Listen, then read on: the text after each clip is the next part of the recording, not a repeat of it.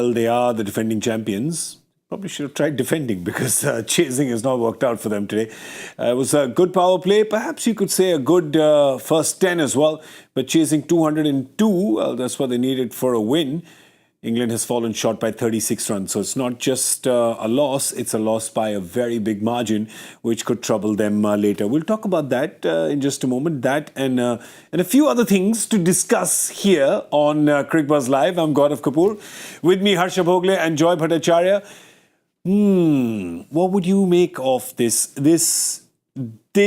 batting effort in the back 10 was as asleep as most people are right now at 2 in the morning. No, there are still some people up watching Cricbuzz. Yeah. It's a great thought to live with. I'm awake.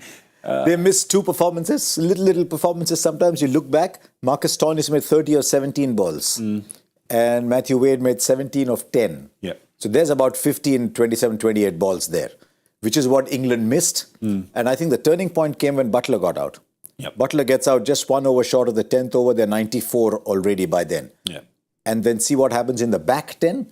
From 94, they finish with 165. Yeah. So they make just about 70 in the back 10. Yeah. In spite of the fact that Moeen gets 3 big sixes in an over. They got 20 in that over, that Glenn Maxwell over. So take that away. You've got 50 in 9 overs. Yeah. Which is not a great run chase. I think Australia bowled very well in these conditions. Yeah. With bowling the cutters, bowling back of a length, not giving them shots to hit. And I think England, I don't know, it's very easy to sit on this distance and say they didn't play smart, but should they have lapped a little? But they should they have run 2? Weren't they? But Harsha, the fact, it's fact more than opinion, is the thing is that they were trying to swing for the fences in almost every ball. The ball not coming. The ball was not coming. They were getting 2, 3, 4 and over. I remember we were looking at that, Joy, and I think 11th, 12 and 13 got them, 6? I think it got them less than a run a ball. Those 3 overs got them less than a run a ball. Yeah. Your last 5, for whatever it's worth, is 39 runs, okay? Yeah. We say that 50 in the last 5 is par for the course. Okay? Correct. 39. How many boundaries? 3. Of which 1 was of the last ball when it's totally meaningless. And fielders were not even bothering. So effectively, you've hit 2 proper boundaries in the last 5 overs of a chase. Okay? And in a situation where run rate is going to become important for you at some point or the other. So there's one thing that I believe this England side is a great side when pitches are flat. Yeah. They're a fantastic side when pitches are flat. And the moment the pitches don't play, they really don't seem to have that ability to shift gear. And I think that's something that will worry them because all that hitters need pace on the ball. Even a Liam Livingstone needs the ball to come on to him. The moment the ball is stopping, they're not the same team. Which is a fair point, which is probably why I overestimated England. Yeah. Because I look at them and I say it's just a free-flowing batting side. 2 or 3 come good, you get these runs. But the moment the ball stopped coming, they were literally, as you said, swinging for the fences. Bairstow was swinging all the time, didn't connect.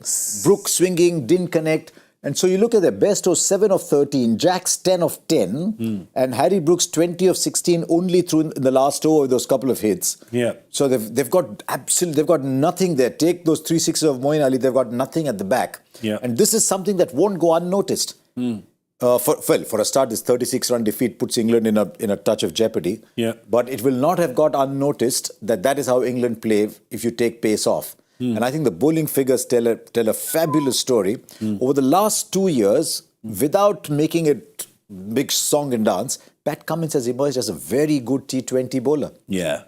Pat Cummins, see what Hazelwood has done here. Hazelwood has emerged as a very good T20 bowler. Yeah. And so they've negated the one good bowler England had was Jofra Archer. So you see the bowling figures and you see the big difference there. Yet, yes. No, I was just saying one more thing. I was going to say something and I was like, wait, Joy's got... No, I just want to say, when have you seen Pat Cummins bowling the 19th over for Australia? So now he's reached a situation where he's bowling later overs. Pat Cummins was somebody who they gave a ball 7-8, mostly through the middle, not too much up front, not too much at the back. Even the criticism he bowled the 19th. The criticism we had of him as captain in Sunrisers was he was bowling himself out early, but as the tournament progressed, he started bowling the new ball and bowling later. Yep. And it's very easy. People say that you guys sit in India and relate everything to the IPL. You think it's the end of the world like the Premiership is. But I think Pat Cummins playing every single match in this year's IPL has just become a far better bowler. But at this point in time, it looks like Pat can do everything. He really can do everything. And today, it's just so clever, Harsha, when you're looking at the bowling, and it's clever. But again, with Australia, it's not unpredictable. You know that if the surface slows up, you know exactly what they're going to do. You saw Marcus Stoinis come in the 6th over. He was the last over of the power play. Gave only 6 runs there. You knew from then on that they had figured out take pace off the ball. So everybody's going to do that. I just feel like England could have been a little cleverer with that as well. He's a very good contender for the player of the match here, Stoinis. Yeah. He's got that quick 30 odd there. 3 overs, 1 for 24. Basically, the 5th bowler has gone at 8 and over in a 10 runs and over run chase. Yeah. What about Cummins? You're defending 23. 200. You're 2 for 23. Hazelwood's 1 for 28. Yeah. I mean, Yeah, they're all brilliant. I'm telling you, Glenn Zampa. Maxwell. Yeah, Maxwell had a great first over. He had a great first over. He had a great first over, came back and went for 20. That was the only time that England, perhaps in the back 10, had a whiff of victory. They were like, oh man, could they really make a go for it? But even after that 20, they needed 13 and over in the last 7. So again, it was one tight over there and the chokehold was on. Absolutely. And the other interesting thing is I was watching 1 over by Josh Hazlewood. And Josh Hazlewood is not the fastest bowler. Yeah. But he's normally 130 to 132. and he is a metronomic. Somebody else used it as a Metronomic. Yeah. Same to same. Same to Same. I understand that. So I was just watching his speeds. So the moment, normally he's that 130 to 134, not the fastest bowler. 122, 124, 122, no pace on the ball. Yeah. The only time is the pace on the ball is when they're walking across the stumps and going to try and whack them out on the leg side. Immediately the ball is fuller and faster. Yeah. And they were just not giving them any space. So my point also is I thought the Australians' planning was also much, much better. They knew what they wanted to bowl on this pitch. And I don't think England particularly knew how to. Once they bowled that way, England didn't know how to adjust. And perhaps, you think about that power play and you think of 54 on power play, as opposed to Australia got a 74 on power play. So they were immediately behind the 8 ball, weren't they? And way behind. 20 runs, a big margin, Harsha. And yet the next 4 overs, they got 40. Yeah. So That's because Australia had slowed down at that point. A little bit. So they all managed to catch up 10, almost. 8, 9 runs behind at that halfway point with wickets in hand. The game was wide open. But who's their most inventive batter? Is actually Buttler. Buttler. So the moment Buttler goes, Bairstow comes in, and Bairstow was just not able to get the pace going because Bairstow was trying to play the power game on a day when the ball was not coming on. Yeah. That's absolutely, that's a summary of it. They're trying to play a game for a different surface. This is a different team for a different surface. The only guy who adjusted was Buttler. Yeah. And the rest just didn't adjust to because you could make out. And you'd almost say that, Bairstow perhaps when the ball was harder, if he was opening, he might even got some hits. Yeah. But where he was batting, the ball's not coming on. They're not giving him that length. They're just hitting it into the pitch. And 7 of 13, he almost looked relieved to be out because he just couldn't hit the ball. I could tell you the rest of the batters were probably relieved. I think Liam Livingstone was relieved. They were holding him back. He, of course, came into bat much later. He's their big 6-hitter as well. But there was just really nothing that Australia gave. And even from the little they gave, England could really not get anything. Maybe the power play was the only time, ball hard. They could do a few big hits. Phil Salt did that. Buttler did that as well. But then it was Zampa who came in. Again, we spoke about it, right? Zampa bowling wicket to wicket. Straight. Just Zampa bowled straight. Remember, he said right at the start, the difference between a Zampa and a Rashid. Zampa just bowls straight. Gives you nothing, it's not a big turn of the ball, a little wrong on front of the hands, small leg break, and just keeps attacking the stumps all the time. And this was a perfect surface for him. Yep. So 4 overs, 28. At one point, I think Nasser said on commentary, it looks like they're playing with a ball that's become soft. But the ball wasn't. Yeah. We said it gives the impression that they're playing with a ball that's gone soft. It's not coming on, they're playing the big shots, it's not travelling. Yeah. And at that point, I think you just need to be a little inventive. Just tuck one here, play one behind over there. Find different areas to get runs from. Yeah, we're talking about defending. I mean, you can call Zampa the defence minister because Zampa he just does so well when they're defending. Look at it. It's almost like he's a different bowler. Amazing. Right? That's a great stat. Yeah. Because that's the point, that if you have runs on the board, trying to hit him, he knows exactly what to do. Yeah. He knows exactly what to do, but big wickets. I mean, his 2 wickets were the crucial wickets. I mean, the first one, just breaking it because, at the end of they haven't lost a single wicket at that point. And then the big one, Buttler. And I think Buttler I feel bad for because Buttler was totally in control of that shot. He could have hit it anyway. He just hit it straight to the field. It's one of those things. The one thing to keep track of as this tournament goes on, and before we get into the Super 8s, if someone is Super 8s, it's Super 10, Super 12, is what's happening in the day games. Yeah. Because in the day games, is batting second becoming more and more difficult under the heat? Are the tracks getting slower and slower? We've seen this today again. As the sun beat down, as the track started, maybe track got a little slower, it became more and more difficult to bat. Certainly looked like that, and Zampa utilized that. Like we always say, we said this in the pre-game show as well. With Zampa always straight, just always straight. That's what he's going to do. Got Phil Salt like that, got Buttler like that. It was fantastic. They got him back. He bowled the 17th, I guess, as well. So they brought him late in the innings. Difficult to get him away. I think there was 1/6 then, but difficult to get him away as well at that point in time. He really was absolutely fantastic today. And as soon as Australia gets a few runs on the board, he really knows what to do. And this bowling attack again is looking really good. Checking the points table, because this group is become even more interesting now with England losing, right? Australia, of course, they've got the 2 wins in the 2 games, so no surprise there. They're at 4. They're definitely going to qualify. Now, what's going to happen here? Are you looking at a potential upset here? Because they've just got 2 games to play. They can get to 5 points, can England? That's the max they can get to. But their net run rate today has taken a beating. Now, Scotland, if they win one of the other 2 games, they go to 5. Not just that, they're already plus 0.736. Yes. So assume that they have a decent victory. If they have a semi-decent victory, they go close to 1. England is making up minus 1.8 over 2 matches. Yeah. Admittedly easy matches, but 2 matches. But Scotland had to play Australia. Australia gives Scotland a drubbing. That could also bring it down. That's true. Or maybe Australia doesn't give Scotland a drubbing. My enemy is my friend. It's too late to be. It's too late for your mind to be wording that much. Immediately, as soon as you go into the counter Monte Cristo mode, that's exactly what I'm thinking. That could happen as well. But it looks at this point in time like if you're an England supporter, Harsha, you're squirmish. You're not buying tickets for the next phase. Let's put it that way. Oopsie. Not immediately. You're waiting. Look, I'm putting myself in the England change room, and I'm saying, I've got match against Oman. I've got match against Scotland. If I think of myself as not Scotland. I've got Oman and Namibia. Yeah. If I think of myself as a contender to be world number 1, then I've got to max those games. I've got to believe I have the team to max those games. And it's a fair assumption that Australia will get a decent win against Scotland. So if I'm sitting in that change room, I'll say, we had a terrible back 10 overs, but guys, we're playing the playoffs. Because if you don't do that, you've got no chance anyway. So you've got to keep thinking positive.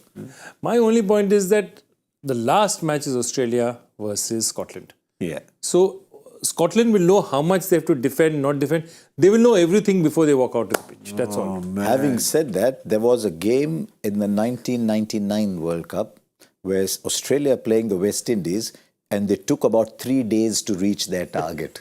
Yeah. They just dawdled and dawdled and dawdled and dawdled because they said tactically it benefited them to keep someone else out. Yeah. So what's going to happen? Australia might dawdle against Scotland. It's going to happen right at the end that Scotland will have a chance to eliminate England. This is just way too juicy. Yeah. Forget sport. Just geopolitically. This is way too juicy. They've been waiting for this since Bannockburn. Which is 1640? No, I think it's earlier than that. Earlier than that also? Joy has outdone himself. See, normally Joy is dealing in the 1700s, 1800s. Today he's got pre-1600s also. Right? Right? He's still thinking because he suspects it might be. Can I tell you something? Joy is so old that when God said, let there be light, he flicked the switch. Sorry,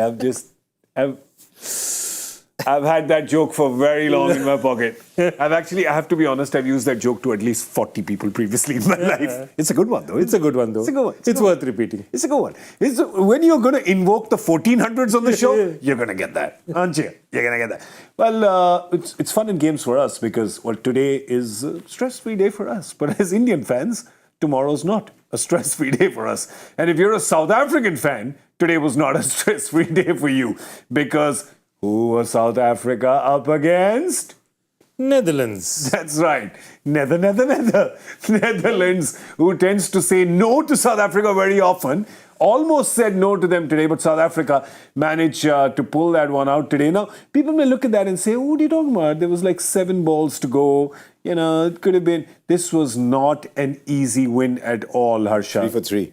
Yeah. They were 3 for 3, chasing 103. They were And then 3 30 for 4. 12 for 4. 12 for 4 they were. 12 for 4. Yeah, it was 12 when the fourth wicket. Yeah, 12 when the fourth wicket fell.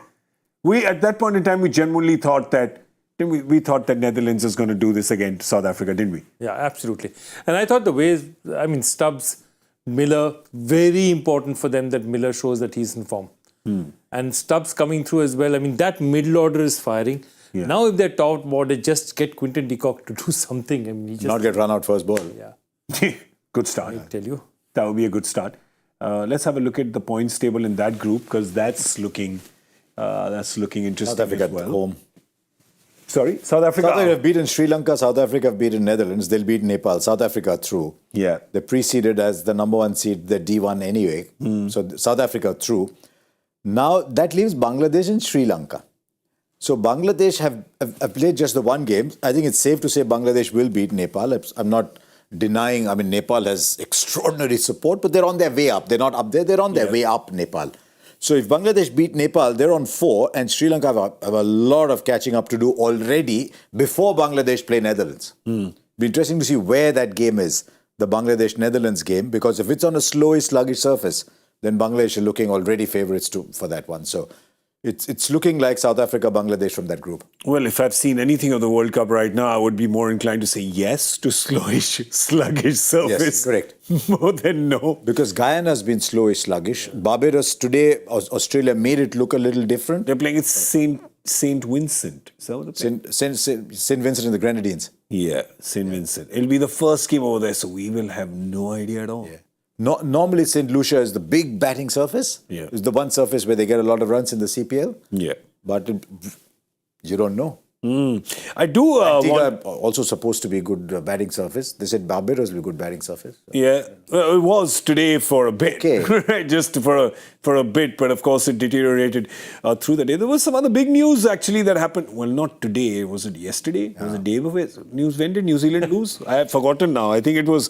It was about 20 hours ago. It was about 20 hours ago. New Zealand lost to Afghanistan. Afghanistan defeated New Zealand. Jeez, but you're talking about this being a reasonable, a big margin. That's a landslide. That's a thrashing. That's an absolute thrashing. I think the way they went down, as they said, Gurbaz scored more than the entire New Zealand team. Oh, how often does that happen? That is the most unbelievable stat. In both games that Gurbaz has played, he individually has outscored the opposition. मैं अकेला ही तुम सब के लिए काफी हूँ.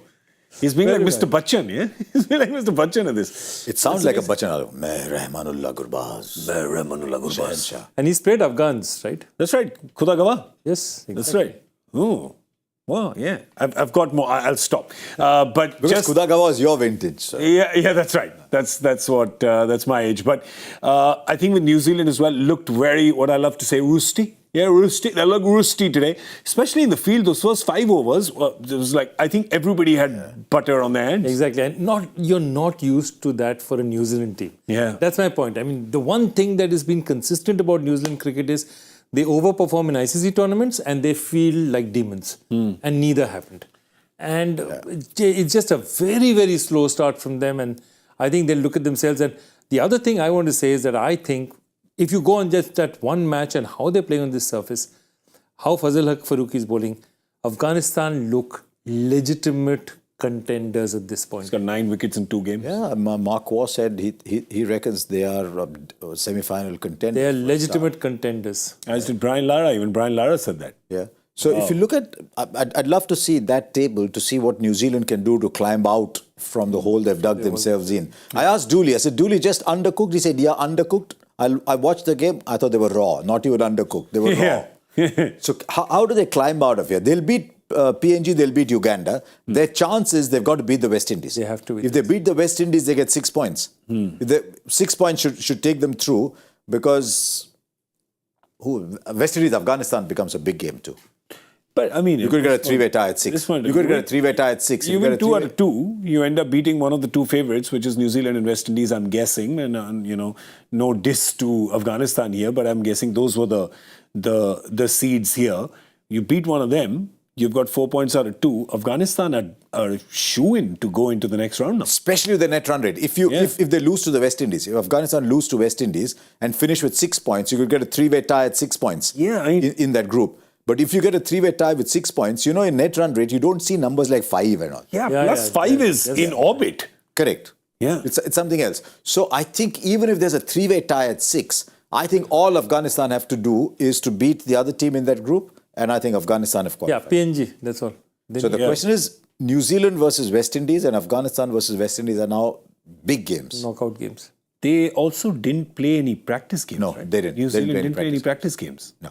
Because after a lot of their players who played the IPL then went back home. So now you're going all the way from India to New Zealand, which is a fair journey. And then from New Zealand, you're going all the way to the West Indies again. Yeah. So probably you're flying through the west coast of America and then flying further. And did you realize that out of their 11, actually, there was only 2 players who actually regularly played? There was Trent Bolt and Daryl Mitchell. Yes. Were the only 2 who were getting regular games.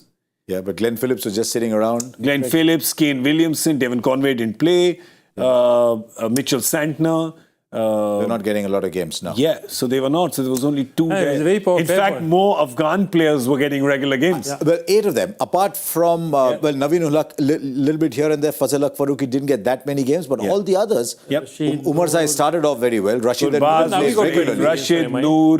Nabi played, and towards the end, Gurbaz played some key knocks for KKR. Yep. So when I was looking at that game, I said, well, there's actually a 8 out of reason 11. why New Zealand is more rusty than Afghanistan is, because Afghanistan's been just playing more. Their players have been playing more. So yeah, it's been a very exciting day. I think what's happening is that now it's heating up now, isn't it? It's coming now. And when does it come to a boil? India, Pakistan. I went 25 minutes without saying that. I've gone 25 minutes on this show without saying India v Pakistan. Yeah? Obviously, you're not going to get a job on any other. Well played. True that, though. So where was I? India versus Pakistan. That's right. That game is happening in New York. They are. I believe that they are putting like carpets on the outfield just so that they can get. Yeah, they need, I mean, there's If I tell you, I'm just asking you. Carpets on the outfield. Yeah. Just so that the ball rolls.